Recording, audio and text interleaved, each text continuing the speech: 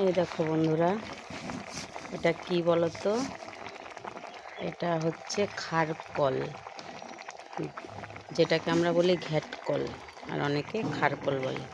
তো যাই হোক, এটা রান্না হবে। এটা সিদ্ধ হচ্ছে এখন, ভাপ দিয়ে জল ফেলে তারপর রান্না করব। দেখাচ্ছি তোমাদেরকে। এই দেখো, কালো জিরে আর শুকনো লঙ্কা দিয়ে ফোড়ন দিলাম। আজকে রসুন টসুন কিছু দেব না, নিরামিষ হবে, আমাদের অসুখ চলছে তো তার জন্যে। আর এইভাবে আমি আজকে এই প্রথম রান্না করছি, পেঁয়াজ রসুন ছাড়া এইভাবে আমি প্রথম রান্না করছি। আমি কখনো এইভাবে খারকল রান্না করিনি।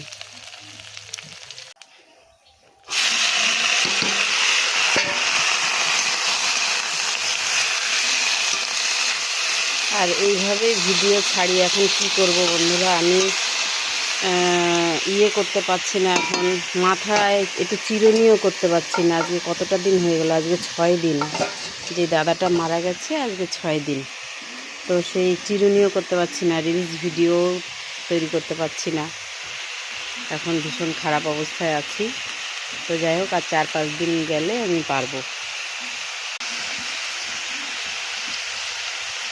বন্ধুরা, এই যে কামধেনু কালার, ফুড কালার, ভীষণ মানে চোখে দেখা যাবে না, এতটা কম দেব।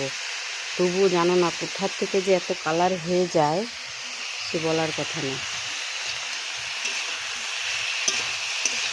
খুব সুন্দর কালার এসে যাবে।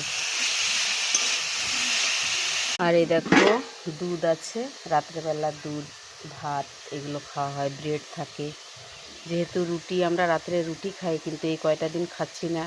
রুটি নাকি ছেঁকতে নেই অসুখের মধ্যে, তো এই জন্য আমরা রুটি বারণ।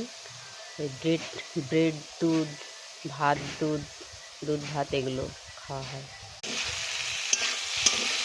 আর আরেকটা কথা বন্ধুরা, আজকে রান্না করেছি 5টা সবজি ছোট ছোট করে।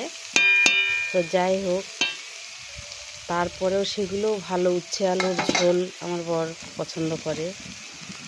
তো আর এই যে এই খারকলটা এত ভালো খায় আমার কর্তামশাই, সে বলার মতন না। ওনার ওই খাসির মাংস পাশে রেখে দেবে, এটা দিয়ে ভাত খাবে, এত এত প্রিয়। তো যাই হোক, তাই এই জন্যে রান্না না করে বলি না, রান্না করেই ফেলি। উচ্ছে আলুর ঝোল রান্না করেছি, আর কলার লাবড়ি করেছি, আর এই